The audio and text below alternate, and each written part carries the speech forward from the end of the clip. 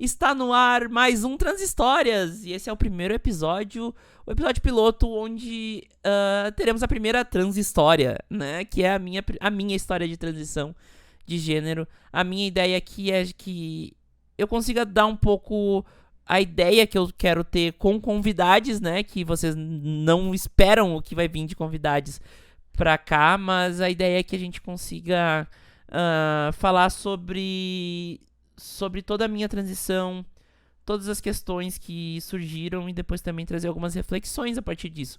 Porque sem reflexão, sem questionamento sobre o que foi falado, a gente acaba perdendo muito do que a gente pode tirar disso. Então, primeiramente, oi, eu sou a Duda, eu tenho 27 anos. Minha transição social começou aos meus 24 anos, na verdade quase 25 anos, 24 para 25 anos, quando eu me entendi gênero fluido pela primeira vez e depois fui me entender como uma mulher transbinária. Eu comecei minha terapia hormonal com 25 anos, ou seja, depois do limite, entre aspas, que algumas pessoas falam que é o limite máximo para se começar a tomar hormônio, uma coisa que não existe, tá? Não existe essa questão. E cá estou eu para contar a minha história, né? Que não começa aos meus 24 anos, definitivamente não começa aos meus 24 anos.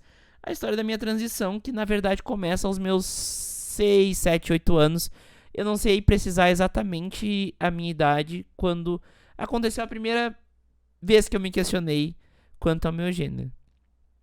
Eu sou de uma família que ela sempre foi muito tranquila, assim, o núcleo familiar, pai, mãe, irmão, sempre foi muito tranquilo. Então, eu tive experiências ou possibilidades de ter experiências mais variadas na minha infância, né? E isso é muito relevante para o que aconteceu, porque eu era bem nova, a gente foi visitar uma família de amigos dos meus pais na praia e as meninas estavam brincando de boneca. E eu sempre nunca tive muita questão com isso e fui lá e brinquei um pouco de boneca com elas.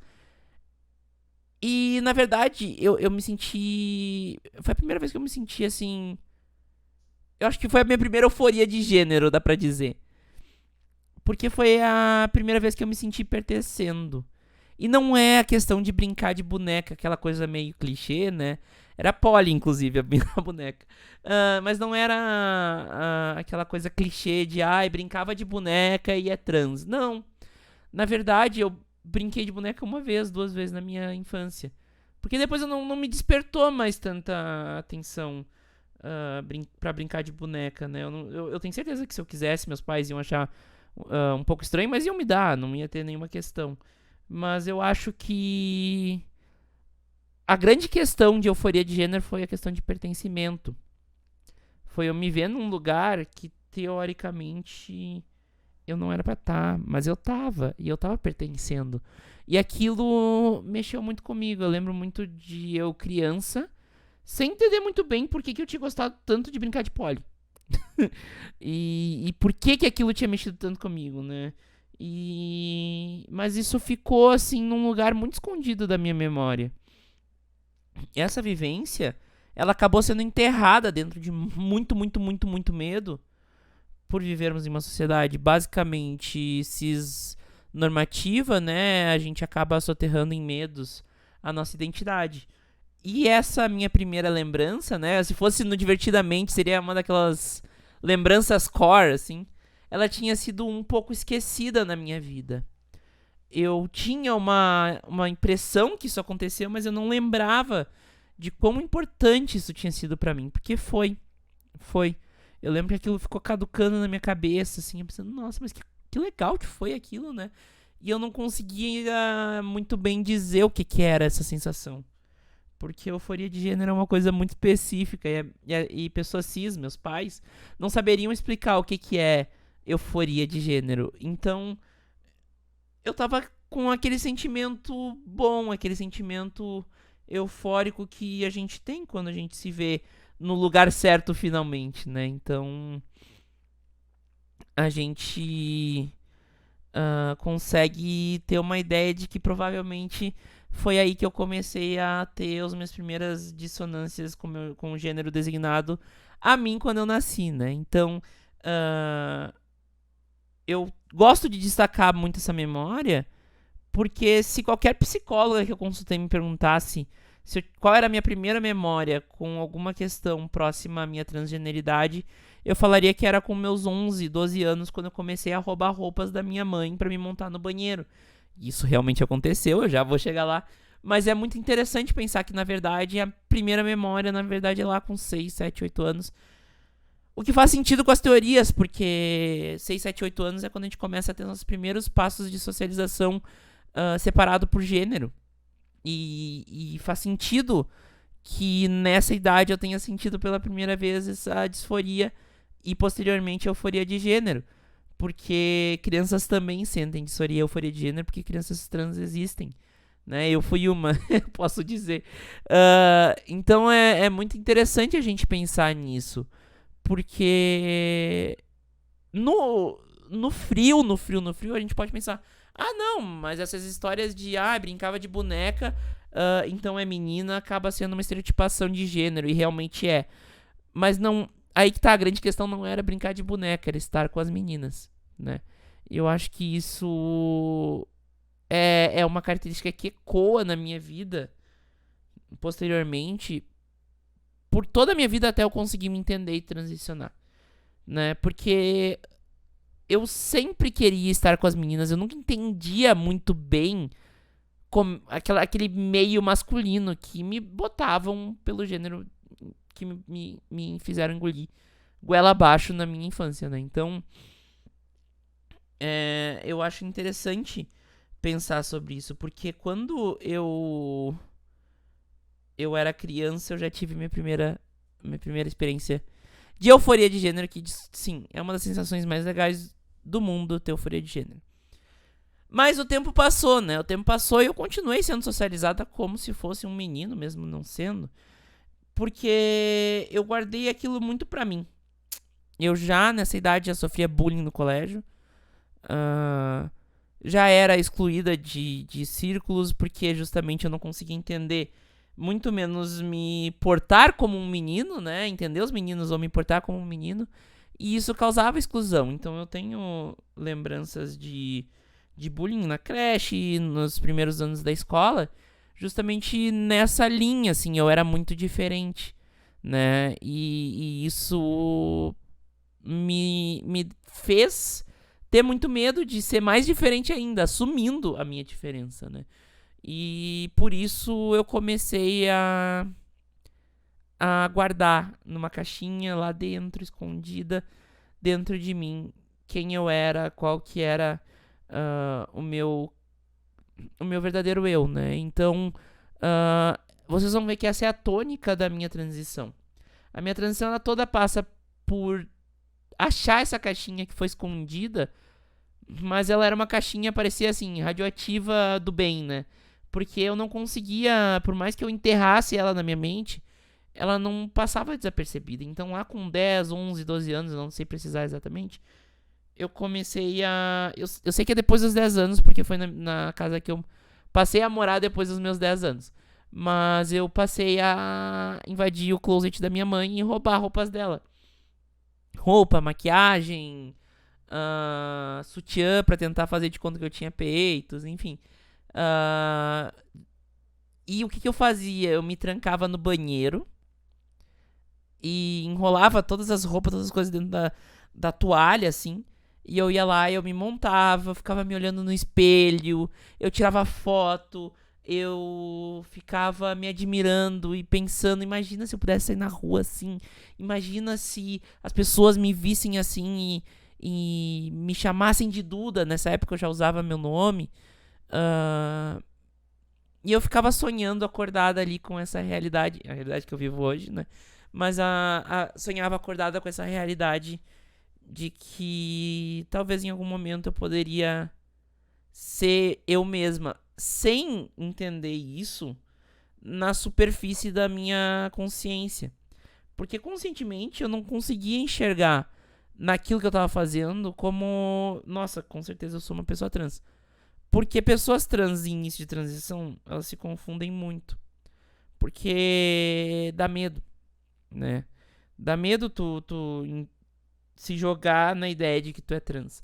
Então, pra mim foi essa a vivência. Eu tinha muito medo de assumir ou até explorar a hipótese ou a ideia de que eu fosse uma menina trans. E por isso eu me escondia dentro de uma ideia de experimentação e eu comecei a criar uma espécie de alter ego. Então, a Duda, ela era o meu alter ego, né? Que basicamente era uma bola de ansiedade junto com disforia de gênero misturada que saía, né? Essa tal de alter ego, esse tal de alter ego que eu tinha. Que na verdade sou eu, mas não era eu, era um pouco diferente. Por quê? Porque eu tentava compensar certas coisas que o meu medo não deixava eu viver. E isso é uma questão relevante, importante na minha vida. Porque a partir do momento que as coisas começam a ficar sistemáticas dessa questão de eu ter que... Eu tô batendo com o meu batom no microfone o tempo inteiro. Mas a partir do momento que as coisas passaram a ser sistemáticas, essa coisa de roubar a roupa da minha mãe passou a ser algo sistemático, algo que eu fazia o tempo inteiro, eu passei a ter que entender melhor isso. Então, a primeira puberdade veio, eu ainda me sentia muito deslocada no meio dos meninos, eu não conseguia assumir os papéis que me eram pedidos para assumir na puberdade, né? Eu não tinha essa coisa meio predadora das baladas, eu nunca conseguia entender, então eu não gostava de ir em balada, eu não gostava de ir em festa. Tentava ficar mais em casa ou ir em barzinho, onde eu podia sentar numa mesa e tomar cerveja, né? Obviamente, tomar cerveja com menos de 18 anos, porque no interior, no meio da década de 2000 e 2010 era comum. Não sei se ainda não é recomendável nem um pouco, mas enfim. E era o que eu queria fazer da minha vida, sabe? Eu não queria ter que acessar lugares onde eu seria obrigada a ser confrontada com a realidade de que as pessoas esperavam de mim comportamentos masculinos. Esses comportamentos eles não iam vir. Então é muito angustiante essa fase da minha vida. Porque eu sempre procurava alguma amiga minha que pudesse me ajudar, que pudesse me ajudar a me montar, que eu pudesse confiar que poderia me montar e me tratar como uma menina e sem julgamento, que era muito difícil de encontrar. Então eu tentava achar o tempo inteiro, e se eu achava eu me apegava muito à pessoa e isso acabava afastando a pessoa de mim. Então eu tentava também me montar sozinha, mas eu não era muito boa, né? Eu fui aprender maquiagem só depois da minha transição propriamente dita. Então eu comecei a ter umas angústias muito fortes, né? Eu queria me depilar, né? Depilar meu peito, depilar minhas axilas, depilar minhas pernas, mas eu não fazia isso por medo de alguém descobrir. Então, assim, eu tinha muita questão rolando na minha cabeça que era muito difícil de eu entender. Era um meio muito complexo. E a maior maluquice disso tudo é que desde essa época eu já sabia que dentro de casa não teria problema. E a questão LGBT sempre foi um questionamento pra mim. Porque, ora bolas, eu sou LGBT. Mas eu sempre ficava, tipo, pensando, pô, será que eu sou? Mas não devo ser, né? Porque eu tinha estereótipos de homem cis hétero, né? Alguns que eu assumi como um escudo e outros que eu assumi como realmente sendo as características minhas, né? Então, isso acabou criando essa casca que foi enterrando... Lembra aquela caixinha que eu falei mais cedo? Essa casca toda, ela foi enterrando essa caixinha. Então eu encontrava uma amiga minha que topava me montar, que topava me tratar como Duda, que topava me tratar como menina por um tempo e tal, e guardar isso em segredo. Mas isso não durava, porque também eu tava exigindo pra caramba de outras pessoas, né? De ter um... Eu tinha um apelo emocional, uma necessidade de ajuda emocional até, assim, naquele momento. E eu não posso exigir isso das pessoas, até porque não fazia sentido exigir isso das pessoas, né? Eu tinha que ir atrás do entendimento de quem eu era, mas era muito difícil, porque eu vivia tendo crises de identidade, mas eu não conseguia achar o motivo óbvio disso, né? Porque todo esse tempo eu tava me montando, eu tava procurando pessoas pra me tratar como menina, eu tava buscando pessoas pra me tratar como a Duda. E, e foram diversas iterações disso. Desde uma amiga da minha primeira namoradinha que a gente brincava que ia trocar de corpo e que pra mim era, meu Deus, eu vou ser uma menina. Até depois eu me montar de verdade e buscar a aceitação de certas pessoas com isso. O que era muito difícil, tá? Era realmente muito difícil. Principalmente dado que eu vim de Montenegro, uma cidade pequena no interior do Rio Grande do Sul. Isso ainda era início da década de 2010, então ainda era um período em que assuntos trans não eram abordados. Então isso era, na verdade, final da década de 2000, início da década de 2010. Então são questões. Ninguém vinha me perguntar assim, Duda, será que não é trans? Né? Ninguém fazia esse questionamento e talvez se fizesse eu ia falar que não, sabe? Porque é uma época em que eu realmente não conseguia abrir os olhos para a realidade pelo mais puro medo, né? Pelo mais puro medo. Porque o bullying na escola, ele foi piorando, piorando, piorando, piorando. E eu nem sabia dizer por que eu sofria tanto bullying, né? Eu cheguei a um ponto de dizer que eu queria começar a tirar nota ruim no colégio, porque eu achava que era porque eu tirava nota boa que eu sofria bullying. Um pouco era também, né? Porque assim que funciona o ambiente escolar. Mas não era por isso. Eu tinha um bullying de exclusão muito forte. Muito porque eu não me encaixava. Eu era diferente. Eu era diferente. Eu era uma menina e eu não tinha sentido eu estar ali no meio dos meninos, né? Eu não me sentia enturmada. Então, existe toda essa questão que me acompanhou em toda a idade escolar. Porque o bullying era muito forte, afetava tudo na minha vida. Só que o bullying, ele virava uma bola de neve, porque ele retroalimentava a insegurança que fazia eu não entender quem eu era, né? Então, eu passei muitos, muitos, muitos anos em negação. E essa é a grande história da minha transição.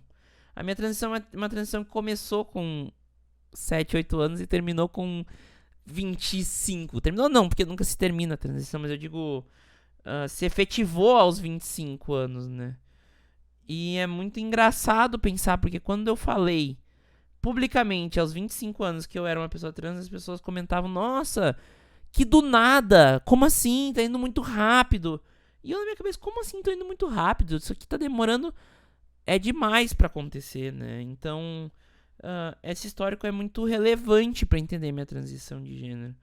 Porque quando eu me entendo como uma pessoa trans, parece que tudo passou a fazer sentido. E é muito louco pensar que o tempo que eu, né, não digo perdi, mas o tempo que eu investi em uma realidade que não fazia nenhum sentido, né? A minha adolescência inteira, assim, foi uma luta comigo mesma. E aos 18 anos, né, que eu já estava trabalhando fora de casa, eu já estava na faculdade e tudo mais, houve a minha primeira vez em que eu me questionei.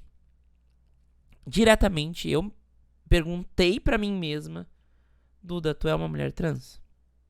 E eu não respondi nem que sim, nem que não. Eu respondi que eu não sabia.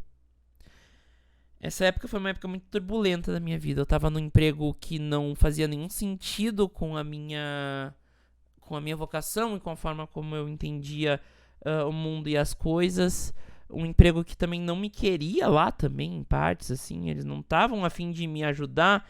Era um estágio, na verdade, não era um emprego. E esse estágio, basicamente, as pessoas lá não estavam a fim de me ensinar e me lidar como uma estagiária, mas sim como uma funcionária barata, como normal nos estágios. Mas isso estava me impondo um questionamento muito forte sobre o meu curso que eu tinha escolhido. tava me impondo questionamentos sobre vida amorosa, porque as pessoas desse trabalho me falavam que aquilo que era administração, eu sou formado em administração, que aquilo que era administração, que eu não tinha perfil para aquilo, e eu realmente não tinha perfil para aquilo. A grande questão é que aquilo não é a única forma de se fazer administração. Então, é muito interessante ver que eu tava num momento em que eu tava questionando absolutamente tudo, né? Em um momento de 18 anos, né? Como a gente falou mais cedo pro Davizinho aqui na live, 18 anos a gente acha que sabe tudo, mas a gente tá muito longe de chegar aí.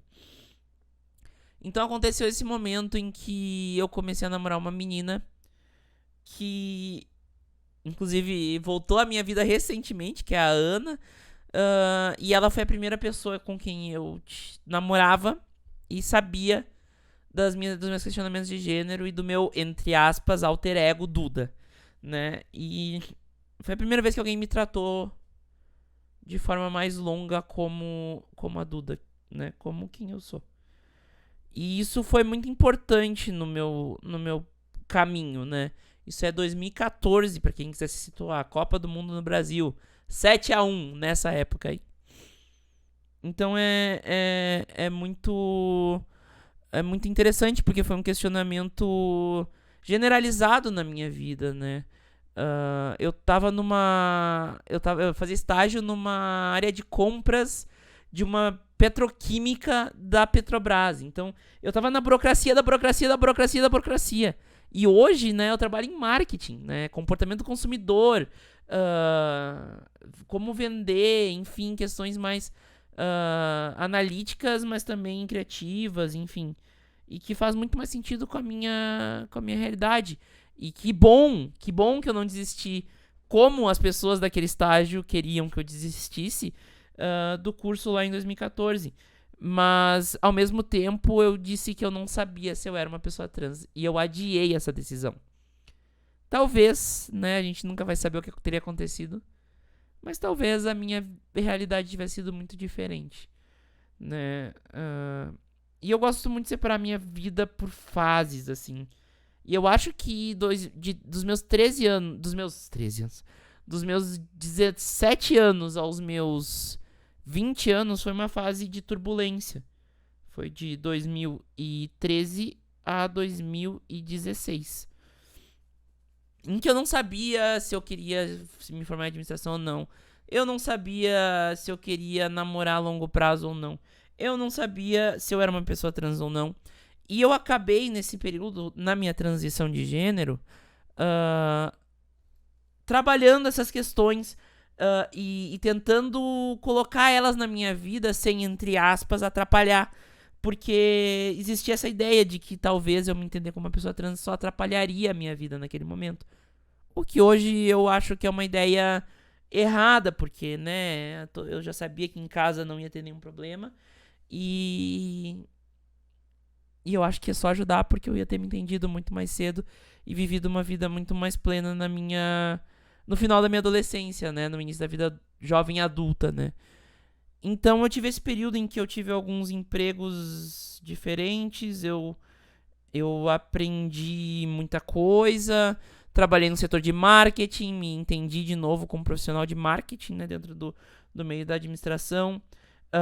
Tive várias amigas minhas que me ajudaram muito a extrapolar a minha disforia de gênero acumulada, minha ansiedade causada por essa disforia de gênero acumulada, me montando, me tratando como a pessoa que eu sou. Eu sempre destaco muito a Renata nessa época, que é uma amiga, assim, desde o início do ensino médio, que tá comigo até hoje e que foi muito importante nesse processo, porque ela me montava, ela me dava um lugar seguro e me tratava como quem eu era. E o tempo foi passando e eu acabei começando a namorar uma pessoa que eu namorei por 5 anos. Em 2016 eu comecei esse namoro, que virou noivado no final. E ela era uma mulher hétero. Então, ali se criou o ambiente exato para que eu demorasse mais 5 anos para me entender uma pessoa trans. E isso é uma coisa que eu quero muito conversar com as pessoas que estão me ouvindo agora. Não existe relacionamento que vai ser mais longo do que o teu próprio relacionamento contigo mesma. Ou mesmo. o que eu quero dizer com isso? Eu sei que é difícil tu entender que talvez tu vai ter que abrir mão do teu relacionamento. Que tu ama muito essa pessoa e que tu queria viver pro resto da tua vida com essa pessoa. Eu também amava muito essa pessoa e queria viver pro resto da minha vida com essa pessoa.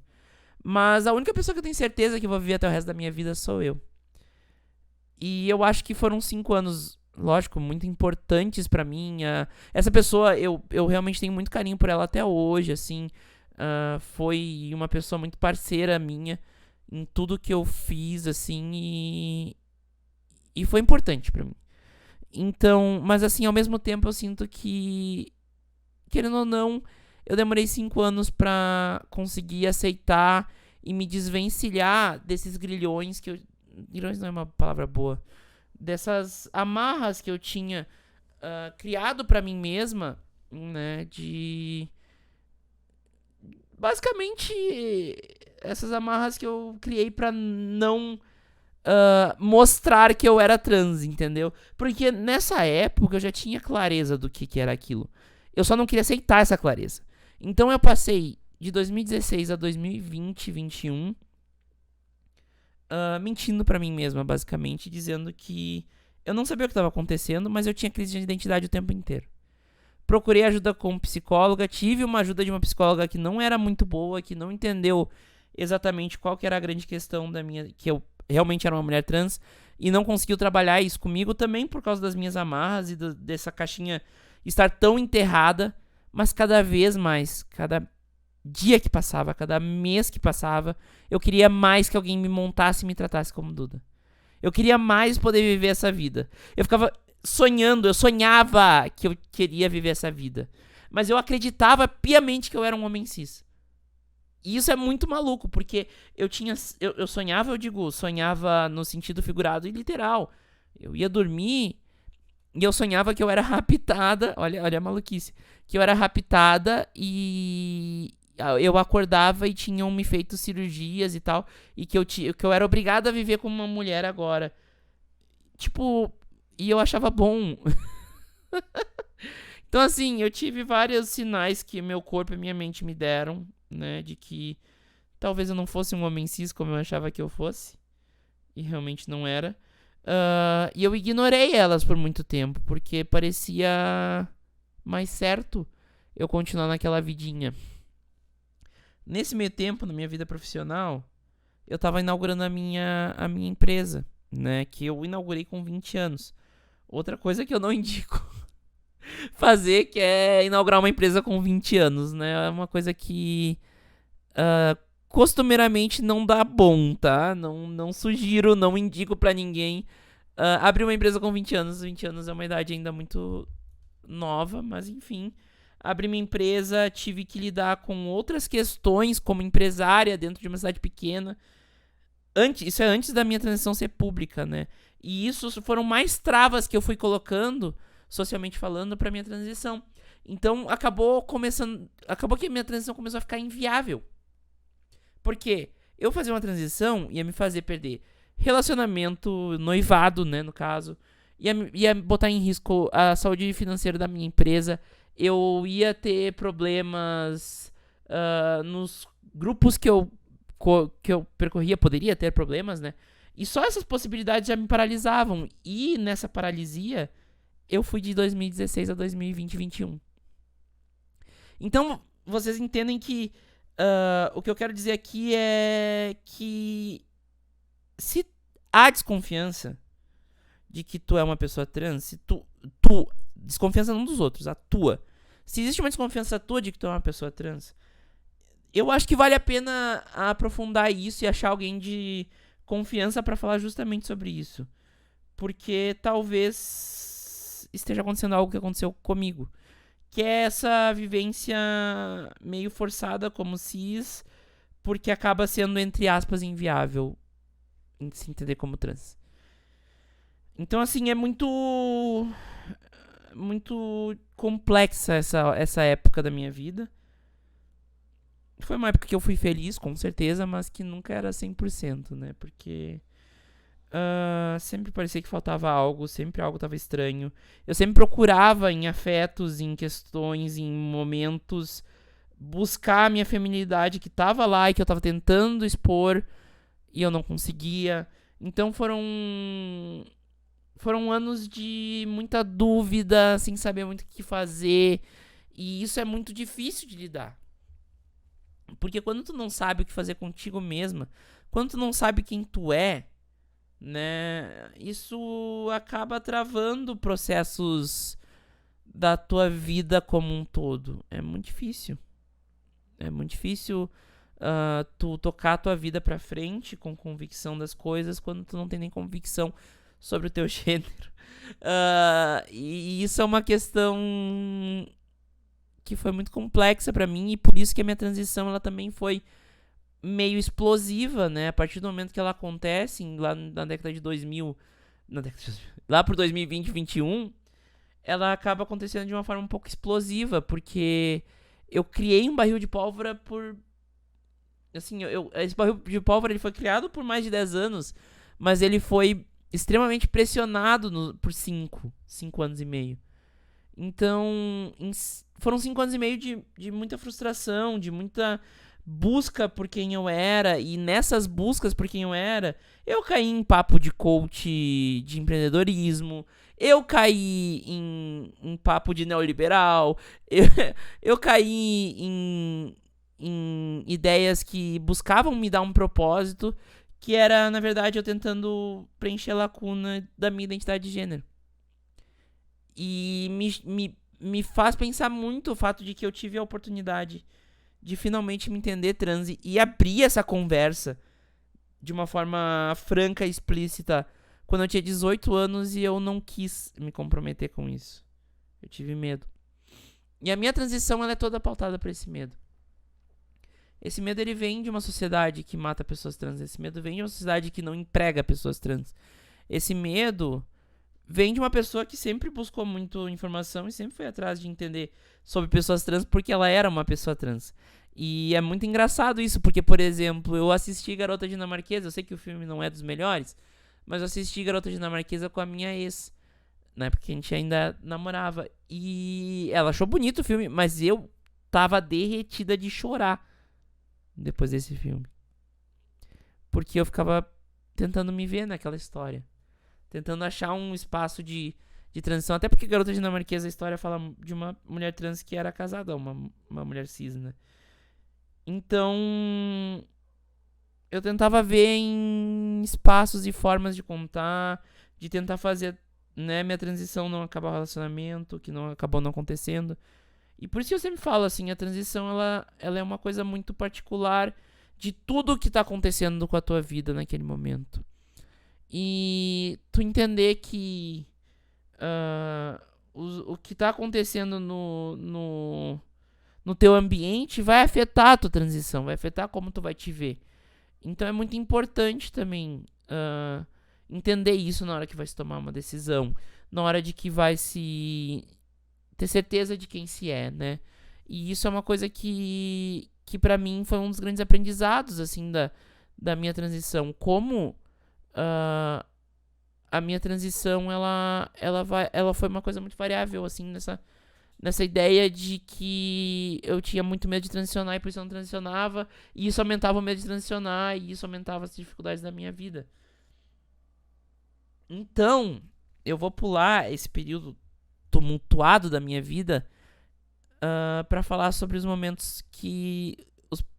curtos momentos que antecederam a minha transição. Eu tinha uma agência de marketing digital, a gente aceitou fazer a campanha de reeleição do então prefeito da cidade. E pra isso eu acabei sendo soterrada por trabalho. E daí, Duda, mas isso aqui é sobre ser trans, não sobre trabalho. Mas vai fazer sentido daqui a pouco. Quando isso aconteceu, eu acabei enlouquecendo, digamos assim.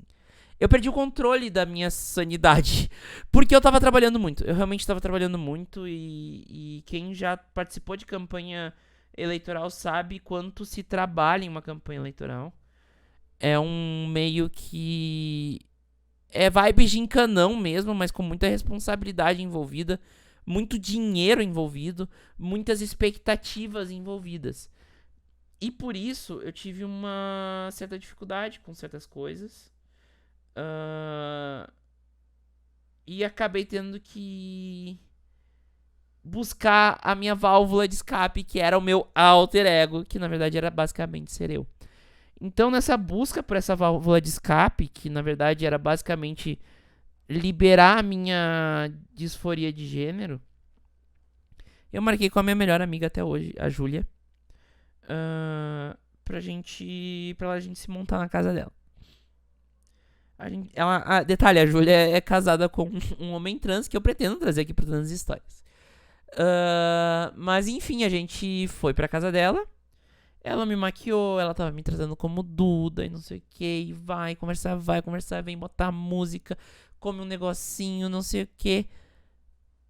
Corta para uma cena seguinte, eu estou completamente bêbada, montada, de peruca, tudo, no chão, com uma garrafa de vinho frisante na mão, chorando copiosamente e falando: eu não sei quem eu sou!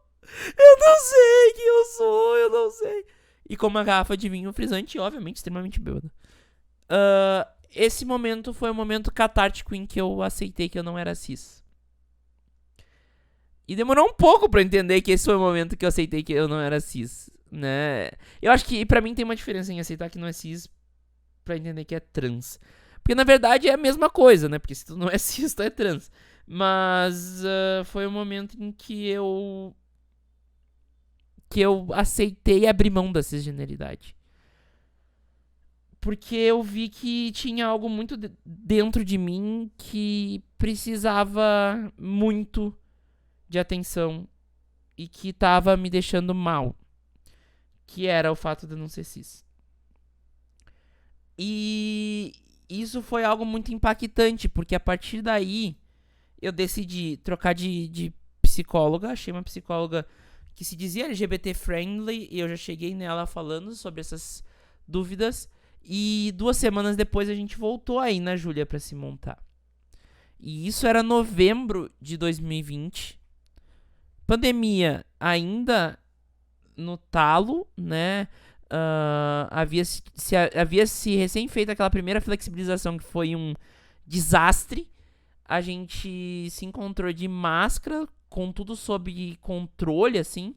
Todo mundo tinha certeza de que não havia sido infectado. E era só eu, a Júlia e uma colega nossa que trabalhava com a gente, a Letícia. E a gente tava conversando, a Júlia tava me montando. E o namorado dela, o Luca, que é trans também, chegou na casa da Júlia. E quando ele chegou, a gente começou a conversar e trocar ideias sobre vivências e disforias e questões internas e como cada um se sentia. E o Luca basicamente chegou no ponto em que ele viu que claramente eu era uma pessoa trans, que claramente estava em negação e que claramente precisava de alguém pra dar um choque de realidade. O Luca foi a pessoa que me apresentou o conceito de gênero fluido, que foi a primeira identidade trans que eu assumi, não por muito tempo, mas que foi uma forma de eu, além de abrir mão da minha cisgeneridade, abrir mão da masculinidade. A partir do momento em que eu abro mão da minha masculinidade, eu não quis nunca mais viver ela. Eu não tinha esse sentimento de medo, ele existia ainda, mas a partir do momento em que eu me senti livre pra viver a minha feminilidade, parece que tudo aquilo já não fazia mais sentido. E é muito louco isso, porque eu me entendi como gênero fluido e eu já falava como se... Eu falava assim, mas eu acho que eu acho que eu vou me entender uma mulher transbinária. Eu acho que... não, daqui a uns meses talvez eu já tenha entendido como uma mulher transbinária. E foi difícil, assim, foi um processo todo ele devagar, né? Eu acho que desde os meus 7 anos o processo foi devagar. Foi um processo cheio de negações próprias e que me trouxeram dificuldades, assim, no meu caminho. mas que também me ensinaram até pra chegar onde eu cheguei, né? Então, com 24 para 25 anos, eu me entendi como uma pessoa gênero fluido. E 3 meses, 4 meses depois, eu assumi minha identidade de mulher trans binária. E comecei a trabalhar em busca de terapia hormonal e entender melhor minhas disforias. E esse ponto é o ponto em que eu a torno público, né? Que eu era uma pessoa trans, né? No finalzinho da minha identidade como pessoa gênero fluido, eu tornei isso público via Twitter e Twitch, né? E posteriormente eu ia vir a tornar público que eu tinha me entendido como uma mulher trans. Então, esse é um período em que a minha vida começa a mudar radicalmente. Porque, além de me entender como uma pessoa trans, isso causou, né, o encerramento do meu relacionamento, que casualmente também causou eu buscar novos ares. Então, eu vendi minha empresa e me mudei para São Paulo, de onde eu estou falando hoje. Né, eu sou do Rio Grande do Sul, para quem não conhece. E com tudo isso acontecendo junto com uma terapia hormonal, eu acabei tendo um momento muito maluco da minha vida, porque eu entrei na minha segunda puberdade num momento completamente instável, e isso foi muito impactante, assim, pra minha organização aqui em São Paulo, pra eu me entender e entender como eu me relaciono com as pessoas, enfim. Foi um período bastante turbulento, mas é interessante, porque foi um período tão turbulento quanto alguns que eu citei aqui atrás, mas que eu tava muito bem. Que eu tava aliviada, que eu tava me sentindo viva. E é aí que eu falo para as pessoas que estão me ouvindo e que estão no processo de se entender como pessoas trans. Se entender como uma pessoa trans não vai resolver os teus problemas do nada. A gente continua tendo muito problema. A vida, ela, quer dizer, às vezes até piora, né? A vida, ela não dá trégua, né? A vida, ela tá aí pra esmagar a gente do jeito que ela achar melhor. Ainda mais sendo trans, que é uma população, somos uma população extremamente vulnerável. Mas lutar contra o fato de quem tu é pior. Porque tu vai passar por esses problemas da vida sem nem ao menos poder ser quem tu é, sem nem ao menos ter a tranquilidade de se olhar no espelho e se sentir bem. E isso não vai acontecer, porque em algum momento, invariavelmente, tu não vai dar conta de fazer, pelo menos é a minha visão sobre isso, né? Não vai dar conta de fazer esse faz de conta de cis, né? Cisplay, como a gente fala, e aguentar essa pressão, aguentar a vida, né, passando carro em cima de ti e tu não podendo nem ser tu mesma. Ou tu mesmo. Então, eu acho que é importante a gente entender que sim, é um caminho de perdas e que deve ser feito com calma e com análise de cenários, mas que também tem que ser feito. Não dá pra gente ficar se prendendo a certos medos que são inerentes à nossa vivência. A gente é trans, né? E quem é trans e tá ouvindo isso, a gente vai entender isso que eu tô falando, mas a gente não tem o que fazer. Não tem medo que vá mudar o fato de a gente ser trans. E isso é a realidade nua e crua. Isso é como a vida é. A vida de pessoas trans é. Então, assim, é muito importante a gente entender isso e buscar a paz com nós mesmos. Porque é assim que a gente vai alcançar uma forma única de ver a vida, que é quando a gente é nós mesmos. De alguém que passou por essa transição, de alguém que viveu o mundo e tomou decisões importantíssimas enquanto não era eu. Mesmo sendo eu, né? Eu sempre falo muito na ideia de continuidade. Eu acredito que quando a gente tem essa questão a menos na nossa cabeça, as coisas elas funcionam melhor. Então, a minha a minha principal mensagem pra quem tá se questionando, pra quem tá tentando entender se é realmente uma pessoa trans ou não, é essa. Tenta buscar dentro de ti quem tu realmente é. Faz questionamentos, busca experimentos, né, que faz parte da minha transição também, a experimentação. Busque lugares seguros e crie uma rede de apoio, porque ela vai ser importantíssima para tua transição ser tranquila.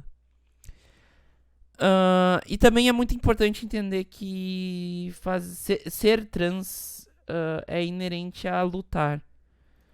Nós somos uma população fragilizada que está sob ataque constante, institucional e social, que tem uma vivência extremamente violenta no Brasil. E não só no Brasil, eu vejo em diversos lugares do mundo uma vivência trans extremamente violenta e violentada, e que tende a piorar. A partir da minha transição, eu criei uma missão na minha vida.